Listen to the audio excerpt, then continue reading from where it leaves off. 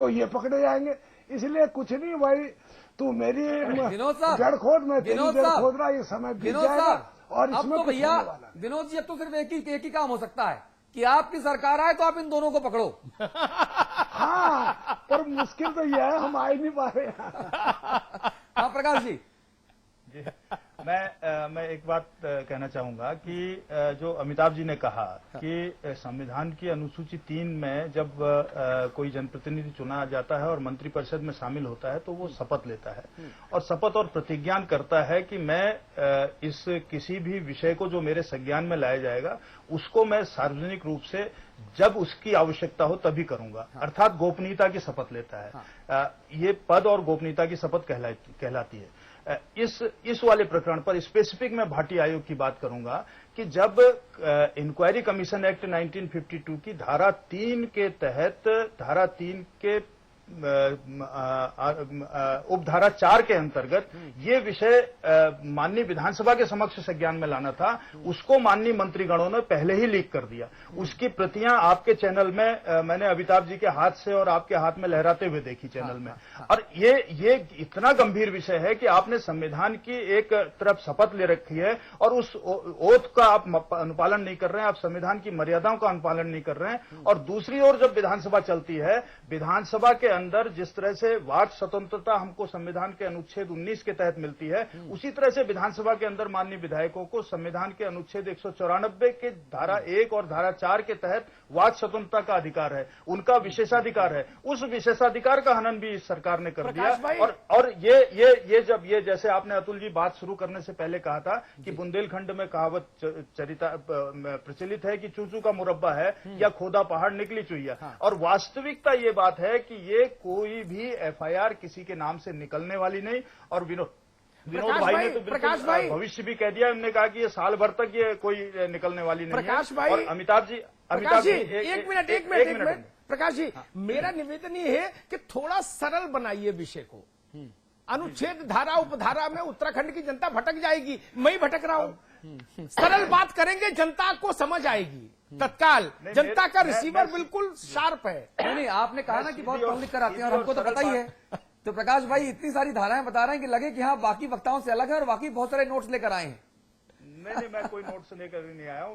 मैं केवल एक विषय कहना चाह रहा हूं कि जब पद और गोपनीयता की शपथ कोई लेता है किसी भी पद पर, तो उसको उस गोपनीयता की शपथ का मान रखना चाहिए। और संविधान इस बात की बात करता है और इसलिए मंत्री बनाए जाते हैं। सामान्य विधायक को जब मंत्री बनाया जाता है तो उसके बाद वो विशेष दर्जा हासिल कर लेता है, सरकारी सदस्य कहलाता है सदन के। प्रकाश जी, मेरा सवाल दूसरा था, इसीलिए मिलता है। प्रकाश जी, मेरा सवाल ये था, संविधान के, मैं भारत के संविधान के प्रति सच्ची निष्ठा रखूंगा, ये पहला शब्द है।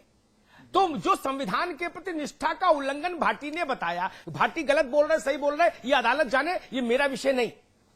अब आपने संविधान के प्रति निष्ठा की शपथ का उल्लंघन किया, ये देहरादून का होमगार्ड कैसे जांच कर लेगा? ये नहीं मैं समझ पा रहा हूं।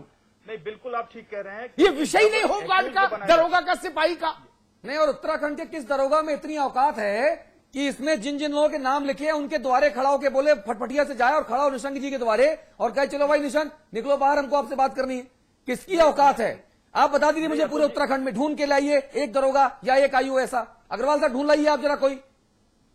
नहीं अतुल जी, ये वर्दी इसीलिए पहनाई जाती है कि उसका मान, उसने भी शपथ खाई है, उसने भी शपथ ली भी है। वो वर्दी पहनने, अरे शपथ तो आपकी सरकार ने भी ली है, शपथ तो मुख्यमंत्री जी ने भी ली है, शपथ तो मुख्यमंत्री जी ने भी ली है, शपथ तो मुख्यमंत्री जी ने भी ली है और सारे मंत्रियों ने भी ली है। अंजाम तक पहुंचाएंगे, अंजाम तक पहुंचाएंगे। इसका अंजाम दिख रहा है मुझे। नहीं, अंजाम तक पहुंचाएंगे, अंजाम दिख रहा है। इस रिपोर्ट को जानबूझ के लीक कराया गया जैसे आरोप लगते हैं, उसके बाद आग लगाकर तमाशा देखा गया और जब आग भड़क गई तो बाल्टी लेकर पानी को दौड़ गए। अग्रवाल साहब, हुआ दरअसल ये इस केस में। नहीं, कानून अपना काम करेगा और अंजाम तक पहुंचाएंगे। कल मुझसे भाजपा के एक नेता प्रकाश सुमन ध्यानी ने कहा कि आप ये रिपोर्ट कैसे पा गए, वो बड़ा उत्तेजित थे। कल तो मुझे ध्यान नहीं आया, मैंने दूसरे उत्तर दे दिए, लेकिन आज एक बात ध्यान आई। भाजपा के एक वरिष्ठ नेता ने कहा था कि वो व्हाइट मैंने आज ढूंढवाई, कि भाटी कमीशन की रिपोर्ट देहरादून में पान की दुकानों पे मिल रही है। अजय भट्ट जी ने कहा था। अजय भट्ट ने, हाँ, तो मैं भी एक पान की दुकान से ले आया रिपोर्ट, इसमें क्या दिक्कत है फिर? और मैंने तो केवल 10 रुपए खर्चा किए। पान वाले ने ऐसे दे दी, चेहरा देखा, बोला अच्छा आप अमिताभ जी है, बोले आप तो अच्छा बोलते, चलिए ऐसे मुफ्त में ले जाइए रिपोर्ट। नहीं, मुझसे 10 रुपए लिए थे। ठीक, तो इसलिए सवाल को मैं मूल बात पर आता हूं। अग्रवाल साहब, जनता ये जानने का हक था, परसों भी मैंने, कल भी मैंने कहा था, आपकी पार्टी के उपाध्यक्ष थे मेरे साथ, धस्माना जी, मैंने कहा था 4 बाबू, 4 चपरासी, 4 दरोगा, 4 सिपाही, 4 बोरा सिलने वाले, 4 बोरा लोड करने वाले, अनलोड करने वाले जेल चले जाए। ये मेरा विषय नहीं, इसके लिए मैं चर्चा में नहीं बैठा हूं, इसके लिए प्रकाश पंत, विनोद वर्धमान, सुरेंद्र अग्रवाल को लाके नहीं बैठाला। मेरा विषय है कि अगर सत्ता के शीर्ष से भ्रष्टाचार हुआ है तो उसके खिलाफ कार्रवाई दिखनी चाहिए। यह है लोकतंत्र का तकाजा, यह है लोकशाही का तकाजा। मैंने दंगों में अज्ञात एफआईआर देखी, बल्बों में देखी, 151 के उल्लंघन में अज्ञात एफआईआर देखी। ये पहली बार अपने जीवन में देख रहा हूं।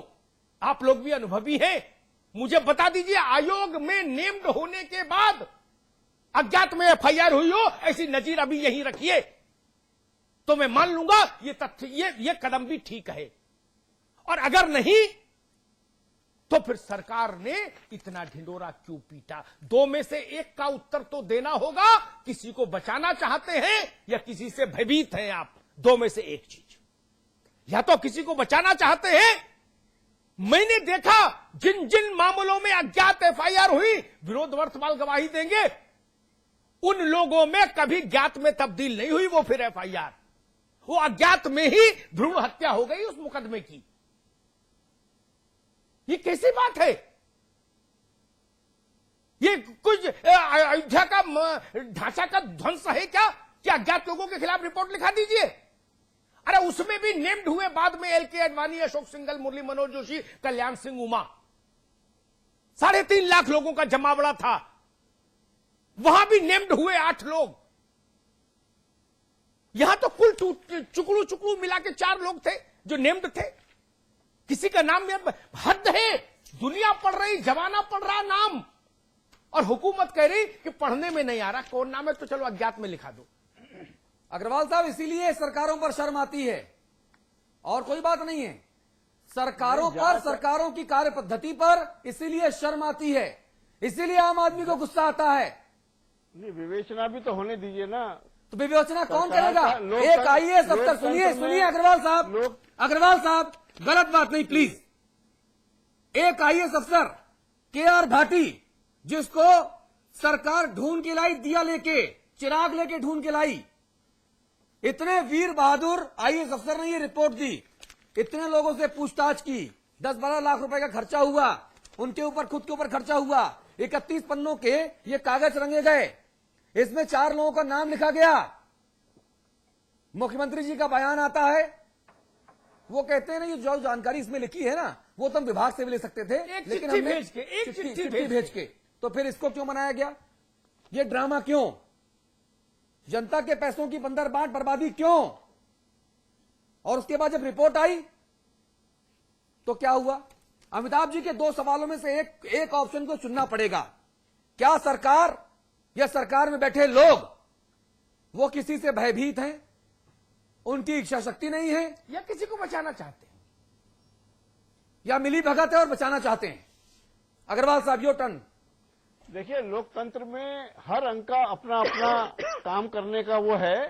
कार्यपालिका, न्यायपालिका, विधायिका, सब अंगों का काम कोई एक व्यक्ति या सरकार नहीं कर सकती।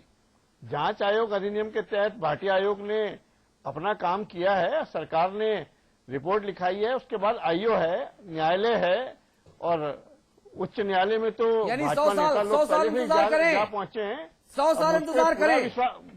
नहीं, मुझको पूरा फिर मीडिया में इतनी हाइतोवा क्यों मचाई आप लोगों ने? भाटी भाटी भाटी के नाम की जाएगा और दोषियों को कड़ा दंड अवश्य मिलेगा। नहीं, ये तो वैसी बात है कि सब लोग धर्म, सत्यनारायण की कथा के बाद हम पंडित जी बुलवाते हैं, धर्म की, जनता बोलती जय हो, ये वैसा नारा है, ये ठीक नहीं। इसके बाद तो पंजीरी और पंचामृत मिलता है, वो उसका तो अभी व्यवस्था या है नहीं स्टूडियो में, इसलिए ये नारा भी ठीक नहीं मुझे लगता। भी देख लिया अग्रवाल साहब, बहुत गंभीर टिप्पणी कर रहा हूं। प्रकाश पंत अगर वहां होंगे उस वक्त तो इनको याद, सुनिए ना एक सेकेंड अग्रवाल साहब, जिस दिन अयोध्या में विवादित ढांचा ध्वंस हुआ 3.5 लाख लोग करीब थे। 4 दिन लगे थे हुकूमत हिंदुस्तान को वहां से लोगों को विशेष ट्रेन चला के डिस्पर्स करवा पाने में। उतने में भी सरकार ढूंढ लाई, 8 लोगों को नेम्ड कर दिया कि यही लोग बल्लम लेके तोड़ रहे थे, यही लोग षड्यंत्र में थे। उमा भारती, एलके, लाल कृष्ण आडवाणी, अशोक सिंघल, जो मैंने नाम लिए, और आप वो नाम भी भूल गए जिस नाम को भाटी ने मोटे अक्षरों से हाइलाइटर के साथ लिखा।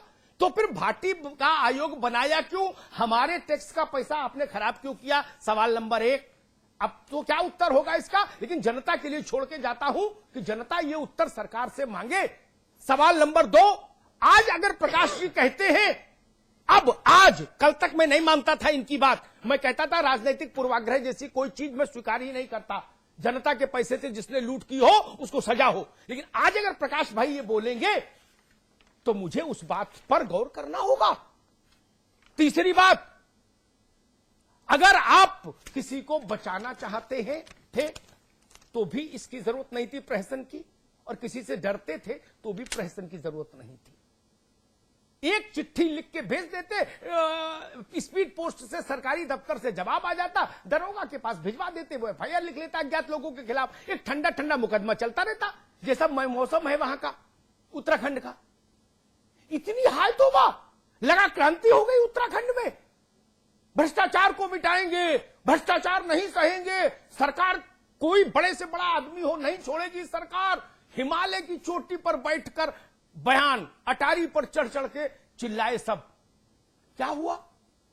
अज्ञात लोगों के खिलाफ मुकदमा करा दिया आपने, मीडिया का टाइम खराब किया और कुछ नहीं किया आपने। हर किसी को पता है। अजब हाल है, इस पर रोऊं या हंसूं, अजब हाल है। पूरा प्रदेश को पता है, पूरे प्रदेश के लिए जो चीज ज्ञात है, सुरेंद्र भाई के लिए वो चीज अज्ञात है, आपकी सरकार के लिए अज्ञात है। और उसके बाद कहा जाता है कि सरकार में बैठे लोग वो कानूनविद हैं, सरकार में बैठे लोग कानून की बारीकियों को जानते हैं, कोई दोषी नहीं बचेगा। सरकार में बैठे लोग 2-2 घंटा प्रेस कॉन्फ्रेंस करते हैं, सरकार में बैठे लोग हर अखबार में छपते हैं, हर टीवी माध्यम में दिखते हैं, और बाद में जब कुछ करने का वक्त आता है तो वहां आता है चूचू का मुरब्बा। अग्रवाल साहब, इसीलिए लोग कहते हैं कि कुछ तो शर्म करनी चाहिए। मैं तो दोषी हूं के रूप में बैठा हूं यहां पे आपके पास। ये तो बड़प्पन है आपका। काश सरकार की तरफ से यह बयान दिया जाता ऑफिशियल। आपका हम सुरेंद्र भाई हमेशा सम्मान करते हैं एक भले व्यक्ति के तौर पर, लेकिन आपकी मजबूरी है, कई बार आप वकील हैं तो गलत मुकदमा भी प्लीड करना पड़ता है इजलास में। नहीं, और मुझे लगता है आप चूंकि भले हैं और कुछ ज्यादा ही भले हैं, इसीलिए सरकार ने तमाम विसंगतियों के बावजूद आपको फ्रंट पे भेजा कि जाओ तुम गोली बारूद खाओ, तुम्हें झेलो, पद कोई नहीं देंगे, लाल बत्ती नहीं देंगे, ऐरे गैरों को लाल बत्ती मिलेगी, लेकिन अग्रवाल साहब पत्रकारों के और जनता के सवाल झेलने जाएं। कल तक कांग्रेस AK-47 चला रही थी, भाजपा आत्मरक्षा मुश्किल से कर पा रही थी। आज भाजपा तो गोला बारूद चला रही है, कांग्रेस आत्मरक्षा भी नहीं कर पा रही है। ये क्यों बदल गया माहौल? इसका मतलब कहीं सियासत का खेल था क्या? और अगर सियासत का खेल था तो माफ कीजिए, जनता के साथ ये मत करिए। जनता सच जानना चाहती थी, केवल सच। उस सच के दायरे में रमेश चंद्र पोखरियाल निशंक आते, हेमंत द्विवेदी आते, उस समय के IAS अधिकारी सुभाष कुमार आता, कोई आता, बाबू हो या चपरासी हो, नेता हो या संतरी हो, इससे क्या फर्क पड़ता है? कानून बराबर होना चाहिए था। लेकिन मैं मानता हूं यह हास्यास्पद काम हुआ, ये जनता की आंख में धूल झोंकने का काम हुआ। सरकार इस मुद्दे पर उठाए गए, समाचार प्लस के द्वारा उठाए गए सवालों का जवाब दे, ऐसा मेरी गुजारिश है। जी विनोद बर्तवाल साहब, आपने अपने पहले सवाल के जवाब में कहा कि दोनों लोगों ने बहुत साफ सुथरी नौटंकी की। मैं चाहूंगा जरा उस साफ सुथरी नौटंकी के 1-2 प्रहसन आप भी सुनाएं। देखो, ऐसा है कि आज तक जब ये सरकार आई थी उस समय भी इन्होंने कहा था कि हम जो पुराने वो हैं, जितने सरकार ने भ्रष्टाचार किए हैं उनको पर्दाफाश करेंगे। मुझे दुख इस बात का है, विधान सभा जैसी पवित्र संस्था पर वहां जाके बोलना, और वहां जाके बोलना कि हम बेनकाब करेंगे, जेल में डालेंगे। जेल में कौन डाल रहे, आपके समझ रहे हैं? मुख्यमंत्री जी कुछ नहीं जानते, वो जज रह चुके हैं, विद्वान आदमी हैं, सुप्रीम कोर्ट के वकील हैं, उनको भी पता है कि अंत क्या होना है इसका। जो ये